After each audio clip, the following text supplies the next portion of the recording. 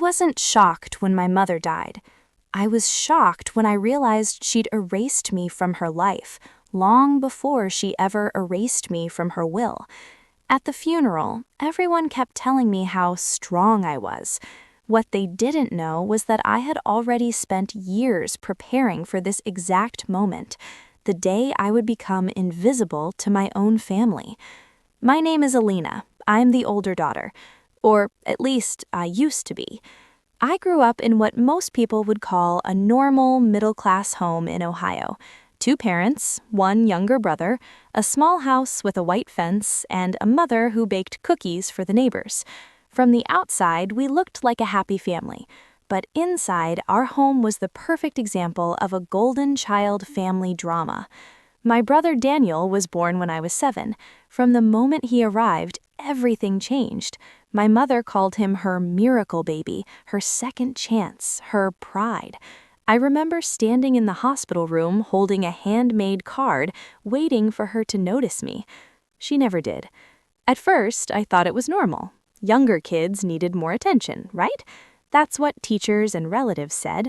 So I became the easy child, the independent one, the one who didn't need help, the one who didn't need love. As we grew older, the favoritism parents story in our home became impossible to ignore. Daniel got the bigger bedroom, the newer clothes, the expensive summer camps. When he forgot homework, my mom blamed the teachers. When I got straight A's, she asked why they weren't higher. If Daniel broke something, it was an accident. If I made a mistake, it was a character flaw. My father noticed, but he rarely interfered. He worked long hours and avoided conflict. Whenever I tried to talk to him, he'd sigh and say, "That's just how your mother is. Be patient." Patience became my survival strategy. By the time I was 16, I had a part-time job and paid for most of my own expenses, not because we couldn't afford them, but because my mother believed Daniel needed support more. He wanted to focus on sports, on friends, on being happy. Apparently, I was supposed to focus on being grateful. I left for college at 18 with 2 suitcases and a quiet determination to build a life where I mattered. I worked 2 jobs, graduated with honors, and eventually built a stable career in marketing. I bought my own apartment, paid my own bills, created my own version of family through friends who actually showed up. Still, every holiday I returned home. Every birthday I sent gifts. Every Mother's Day I called, because deep down I hoped one day the unequal inheritance drama I sensed coming wouldn't become real. But hope doesn't change patterns. By my early 30s, it was obvious that Daniel wasn't just the favorite anymore. He was the center of my mother's universe. When my father passed away unexpectedly, she leaned on him for everything: financial decisions, emotional support, even simple errands. That's when the conversations started. Quiet ones, private ones, the kind I was never included in. At first, I told myself I was imagining things. Then the paperwork began to appear, and slowly, painfully, my life started to resemble every disowned by parents story I used to read and think, that could never be me. I was wrong. The first time I realized something was truly wrong wasn't when my mother stopped calling as often. It was when she started calling Daniel instead, even for things that used to involve me. After my father passed, I tried to step in. I offered to help with bills, paperwork, even the maintenance on the house I grew up in. I thought grief might finally bring us closer. Instead, it quietly pushed me out. Whenever I suggested anything practical, my mother would say, "Daniel's handling it." Whenever I asked questions, she'd reply, "You don't need to worry about that." At first, I assumed she meant well. Maybe she didn't want to burden me. Maybe she thought I was too busy. That's what I told myself until the pattern became impossible to ignore. This wasn't protection, it was exclusion. The golden child family drama that defined our childhood wasn't fading with age, it was solidifying into something permanent. Daniel moved back into our childhood home 6 months after Dad died. He said he wanted to support Mom. She told everyone how grateful she was to have such a devoted son. At family gatherings, relatives praised him constantly. Elena lives so far away, they'd say. Daniel gave up everything to be here. What no one mentioned was that Daniel didn't have much to give up. He drifted between jobs for years, lived paycheck to paycheck, and suddenly living with Mom meant no rent, no utilities, no pressure. Meanwhile, I was still sending money whenever she hinted at needing help, still paying for her medical insurance supplement, still ordering groceries to be delivered when she mentioned feeling tired. But none of that counted, because I wasn't physically there. Over time, I noticed something else. Whenever I visited, paperwork would mysteriously disappear the moment I entered the room. Envelopes would be turned face down. Conversations would abruptly shift. Once, I walked into the kitchen and saw Daniel and my mother sitting at the table with a stack of documents. When they noticed me, they went silent. "What's that?" I asked, lightly. "Just boring house stuff," Daniel said quickly, sliding the papers into a folder. "You wouldn't be interested." My mother nodded. "It's all handled." Handled. That word began to echo in my mind. A few weeks later, she casually mentioned updating some legal documents. She said it the same way someone might mention changing a phone plan, casually, without significance. I asked if she wanted me to review anything. I had experience with contracts through work. She smiled, but it didn't reach her eyes. "Oh, Daniel went with me. It's already done." Something in my chest tightened. That night, lying awake in my apartment hundreds of miles away, I felt the slow, creeping dread of an unequal inheritance drama beginning to take shape. I hated myself for thinking it. Money wasn't supposed to matter. Family wasn't supposed to be transactional. But patterns matter, and ours had been forming for decades. Over the next year, the distance between us grew in ways that couldn't be explained by geography alone. My mother stopped sharing details about her health, stopped mentioning finances entirely. When I visited, Daniel hovered constantly, answering questions before she could, redirecting conversations, subtly positioning himself as the decision maker. It felt less like visiting family and more like being a guest in someone else's house. One evening, during a tense holiday dinner, a distant aunt pulled me aside and asked quietly, "So, have you and Daniel worked out the estate yet?" My stomach dropped. "Estate?" I repeated. She looked confused. "Your mom said everything's already arranged. Daniel's been helping her make sure things stay simple." Simple. That was the moment I realized this wasn't just favoritism anymore. This was the beginning of a full inheritance revenge story waiting to happen. And I had a sinking feeling I was about to become the main character in a real-life disowned by parents story I never asked for. After that conversation with my aunt, I couldn't sleep for days. Not because I cared about money, but because I cared about what it represented. Being included meant you mattered. Being excluded meant you didn't. And for the first time, I felt like I was watching my own family quietly write me out of its future. I tried to handle it calmly, rationally. The next time I called my mother, I brought it up gently. "Aunt Susan mentioned you've been organizing legal stuff," I said. "Do you want me to come down and help review anything, just to make sure everything's protected?" There was a long pause on the line. Then she laughed, a short, dismissive sound I hadn't heard since childhood. "Oh, Elena, you always worry too much. Daniel and I already handled everything. It's simple." Simple. That word again. I swallowed my unease and asked, "What does simple mean?" Her tone shifted instantly, softer, almost rehearsed. "It just means Daniel will take care of things when I'm gone. He's here with me every day. It makes sense." Makes sense. Those two words hit harder than any direct insult ever could, because they confirmed what I had feared for years. The favoritism parent story that defined our childhood hadn't faded with time. It had matured into a legal reality, a financial structure, a future where I simply didn't exist. I didn't argue, not yet. Instead, I asked questions, small ones, careful ones. Are we talking about the house? Well, yes. And savings? That too, mostly. Mostly? Another pause, longer this time. Elena, she said finally, voice tightening, you've done well for yourself. You don't need anything from me. Daniel does. There it was, the justification, the narrative she'd built to make this feel fair. I hung up soon after, my hands shaking. That night, I sat on my couch staring at nothing, realizing I was living inside a textbook unequal inheritance drama, the kind people whisper about but never expect to experience themselves, the kind that fractures families permanently. Still, I told myself not to overreact. Nothing was official yet. Maybe there was something set aside for me. Maybe she'd changed things but not completely erased me.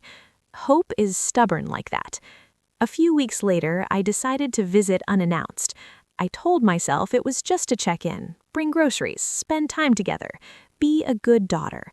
When I arrived, Daniel opened the door looking surprised and slightly annoyed. Elena, you should have called. I wanted to surprise Mom, I said, forcing a smile. He hesitated just long enough for me to notice before stepping aside. Inside, the house looked different. Subtle changes.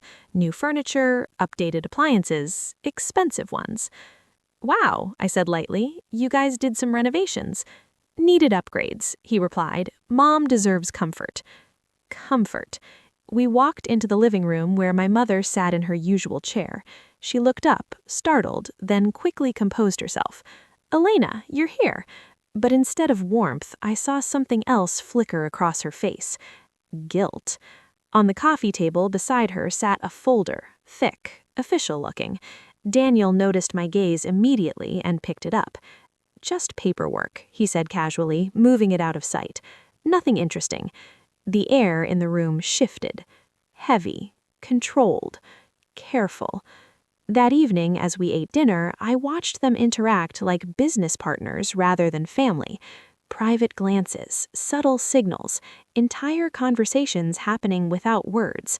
I felt like an outsider observing a closed system. A system that no longer had space for me. And for the first time, a cold realization settled deep in my chest. This wasn't just a golden child family drama anymore. It was becoming a full disowned by parents story, and I had the unsettling feeling that everything I thought I knew about my family was about to collapse. The truth didn't explode. It unfolded slowly, like a letter you already know will break your heart. I stayed overnight that visit, mostly because something in my gut told me to. The house felt tense, like everyone was performing normalcy instead of living it. My mother insisted I take my old bedroom. Daniel stayed up late in the living room typing on his laptop. Around midnight, I went downstairs for water. That's when I heard their voices. Low, urgent, not meant for me. She can't find out yet, Daniel whispered. She'll find out eventually, my mother replied. Not until everything's finalized. I froze halfway down the stairs. My name wasn't spoken, but it didn't have to be. Every instinct told me they were talking about me. The lawyer said it's cleaner this way, Daniel continued, if the assets are fully transferred before... He stopped. Footsteps. Silence. I slipped back upstairs before they could see me. My heart was pounding so hard it felt like it might echo through the hallway. That night, I didn't sleep. I just stared at the ceiling, replaying every word. Fully transferred? Cleaner this way? By morning, my chest felt hollow. At breakfast, I watched them move around each other like co-conspirators. Coffee was poured, toast was served, casual small talk filled the space like background noise. No one mentioned what I'd overheard. Finally, I couldn't take it anymore. I heard you last night, I said quietly. Both of them froze. Daniel recovered first. Heard what? You talking about legal transfers, about making things cleaner. I looked at my mother. What exactly is being transferred? The silence that followed felt endless. My mother avoided my eyes. Daniel leaned back in his chair, exhaling slowly like someone preparing for an inconvenience. "Elena," he said calmly, "you're misunderstanding." "Then explain it," I replied. My mother finally spoke, her voice thin. "I updated my will and some ownership documents. It's just practical." Practical. I felt my hands tremble under the table. "How practical?" I asked. Another pause, longer this time. "The house," she said softly, "and the main accounts will go to Daniel." Just like that. No ceremony, no apology.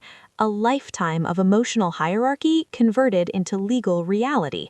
I stared at her, waiting for more, waiting for the part where she reassured me I still mattered, that something had been set aside, that this wasn't complete erasure. Nothing came. "So I get what?" I asked finally. Her eyes flickered with discomfort. "You've built a successful life. You don't need financial support from me. This just makes sense." Makes sense. In that moment, decades of the favoritism parent story replayed in my mind like a montage. Every overlooked achievement, every sacrifice, every time I'd been told to be understanding. All leading here. To this. Daniel folded his hands like a mediator. "It's not personal, Elena. Mom just wants stability. I'm here, I handle everything. This arrangement is straightforward." Straightforward. I let out a small, disbelieving laugh. This is the most predictable unequal inheritance drama I've ever seen. Neither of them responded.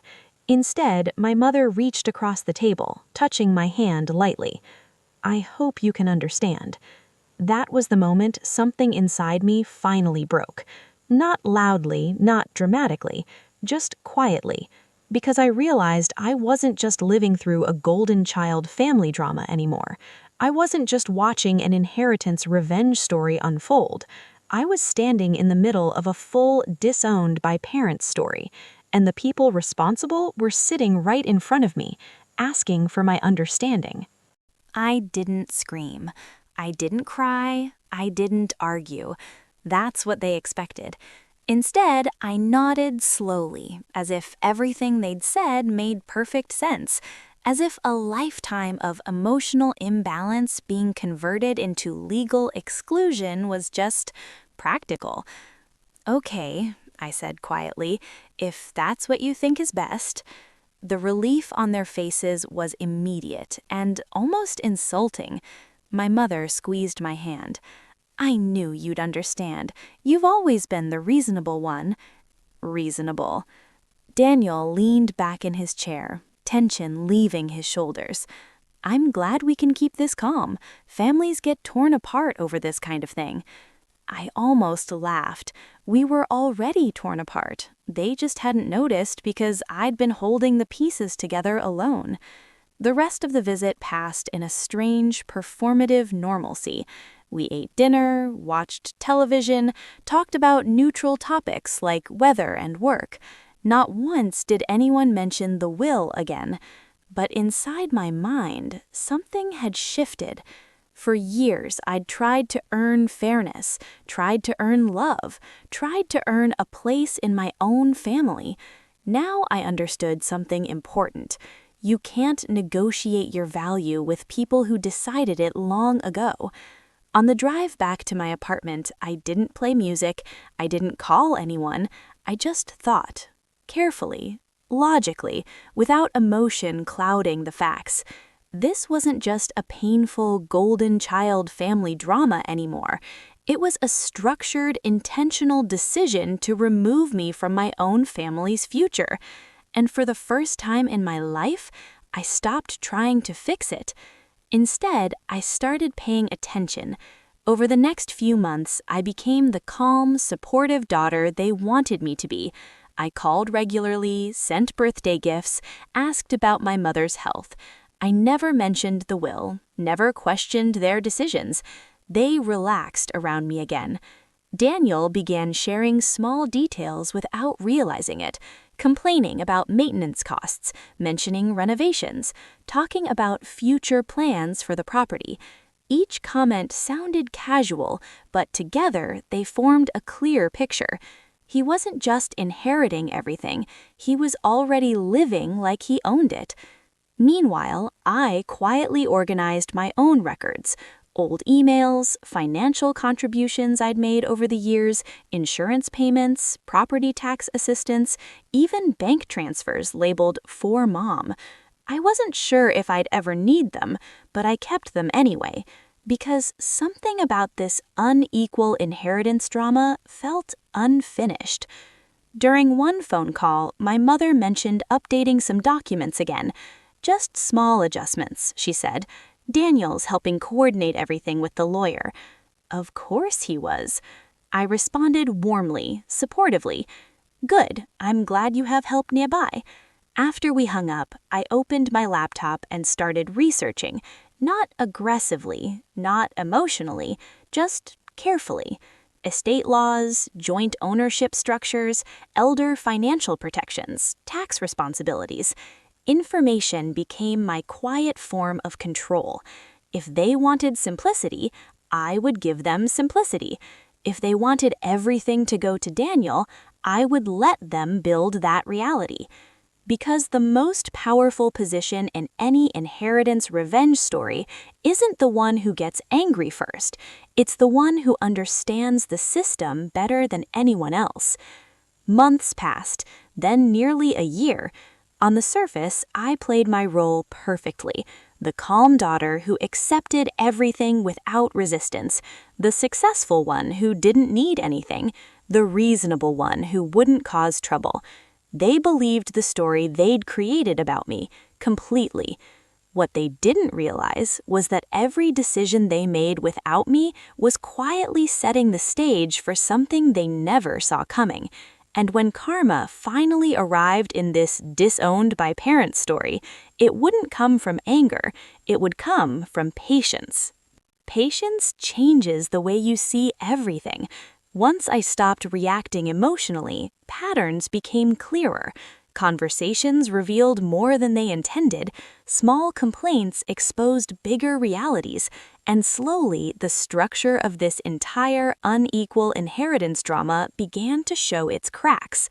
Daniel wasn't thriving in his role as the devoted son, he was drowning in it.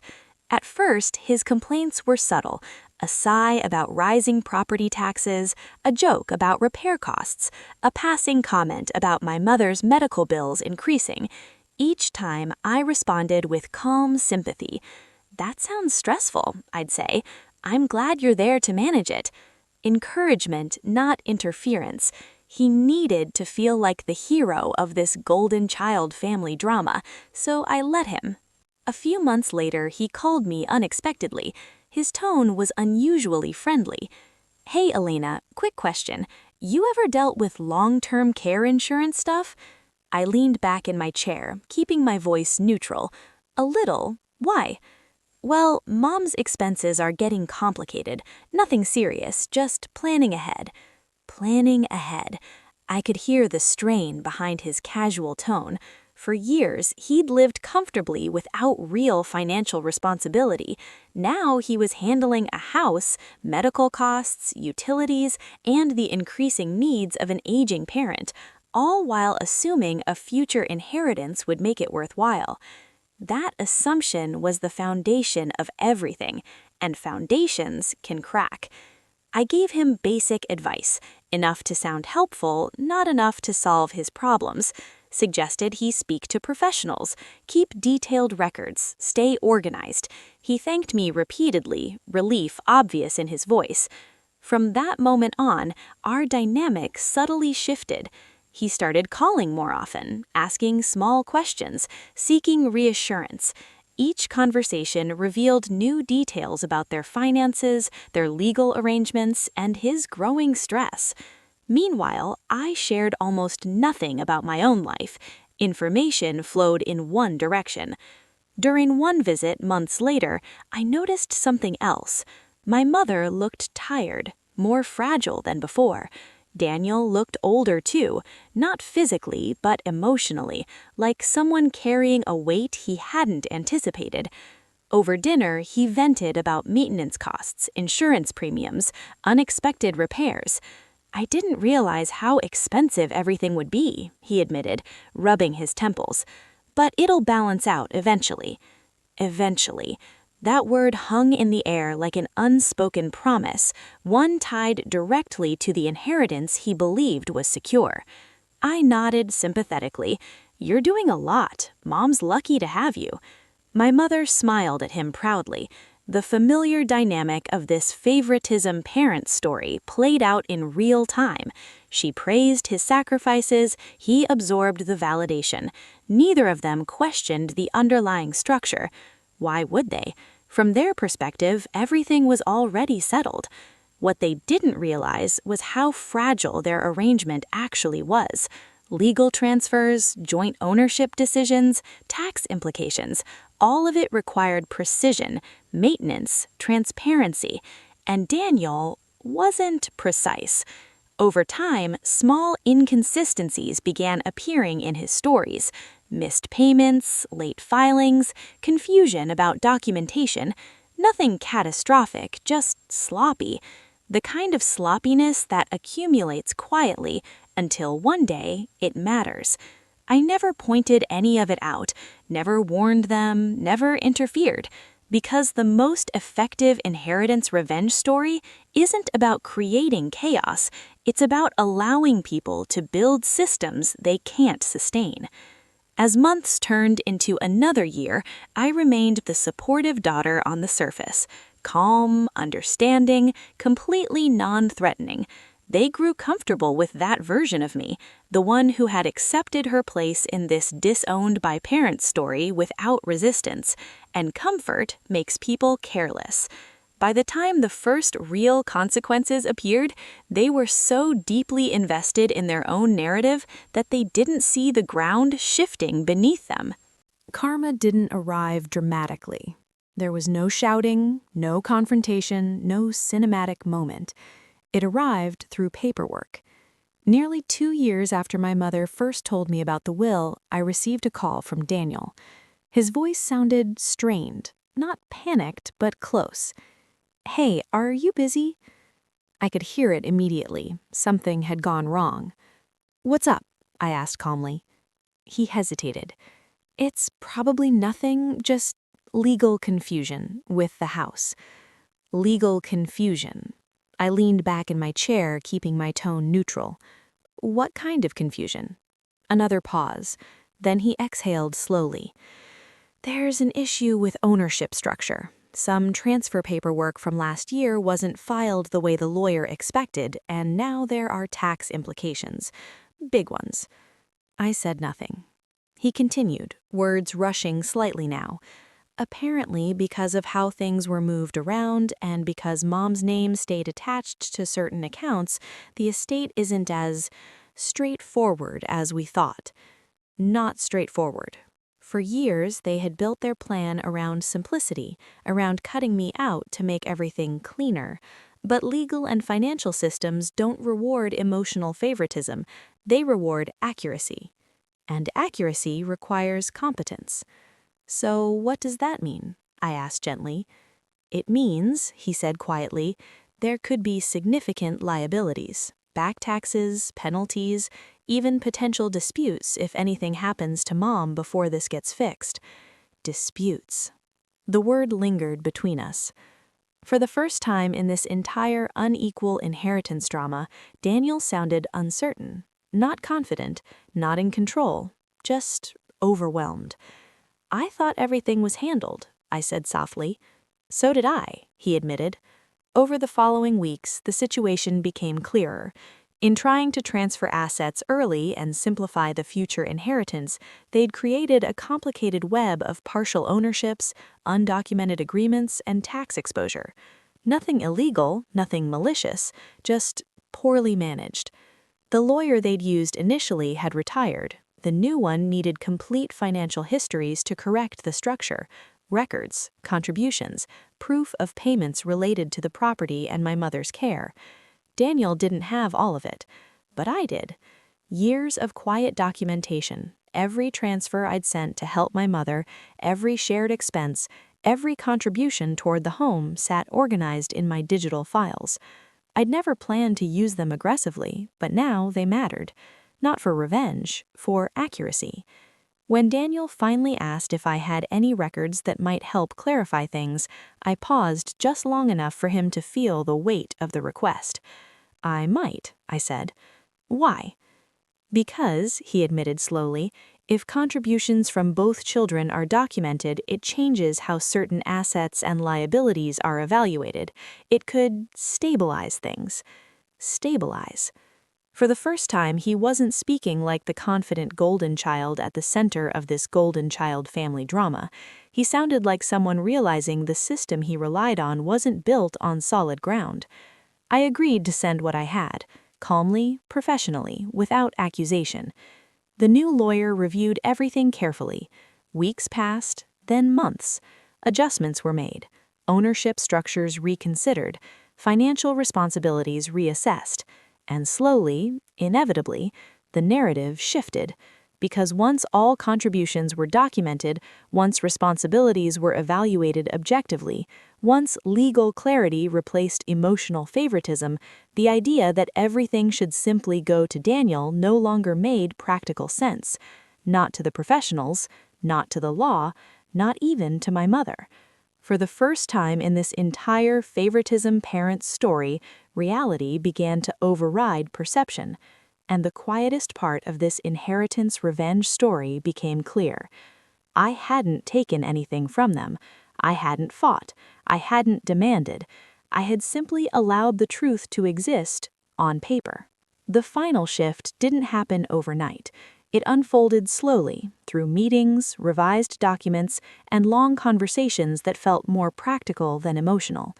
The lawyer explained everything in calm, measured terms: ownership percentages, financial contributions, legal exposure, future responsibilities.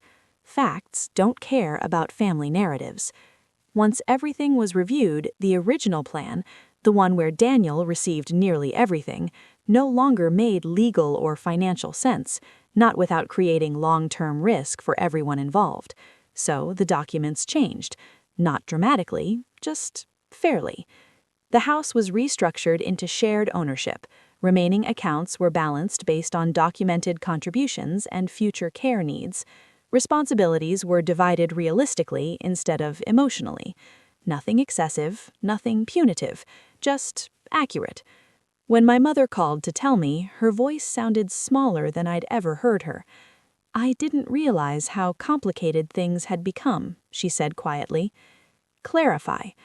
I didn't mention that clarity had always been available, if anyone had asked me sooner. Instead, I kept my tone gentle. "I'm glad it's resolved," I said. "That's what matters." There was a long pause on the line. "I hope you know none of this was meant to hurt you," she added softly. For a moment, I considered telling her the truth, that the hurt hadn't come from the money. It had come from decades of emotional imbalance, from being written out of decisions long before being written out of documents. But I didn't say any of that, because closure doesn't always require confession. Sometimes it just requires change. Daniel took longer to adjust. The shift in structure meant he no longer felt like the sole center of everything. Some responsibilities eased, others became shared. The quiet certainty he'd lived with, that the future was entirely his, had softened into something more realistic. To his credit, he never blamed me, not directly. If anything, he seemed relieved. The pressure he'd been carrying alone had been heavier than he expected. Once everything was transparent, he didn't have to manage it by himself anymore. That's the irony of this entire golden child family drama. Being the favorite often comes with invisible weight. Months later, I visited again. The house felt different. Not warmer, exactly, but less tense. Conversations were more open, less performative. For the first time in years, I didn't feel like an outsider walking through someone else's life. This unequal inheritance drama hadn't ended with a dramatic confrontation or a triumphant victory. It ended with balance, with documentation, with quiet accountability. The kind that doesn't make headlines, but changes everything. Looking back, I realize this wasn't just an inheritance revenge story. It was a lesson in patience, in emotional restraint, in understanding that sometimes the strongest response isn't anger, it's clarity. I spent years feeling like the forgotten daughter in a disowned by parents story, but in the end, I didn't need to fight to reclaim my place. I just needed the truth to exist where it couldn't be ignored, in reality. Now, our relationship is different, not perfect, maybe never will be, but it's honest in a way it never was before. And for the first time, I'm not trying to earn my place in the family. I simply exist in it, on equal ground. Sometimes I wonder how many families quietly live inside their own favoritism parent story, pretending it's normal until paperwork makes it undeniable. So I'll ask you something simple. If you realized your own family was writing you out of the future, would you fight loudly or wait patiently for the truth to speak for itself?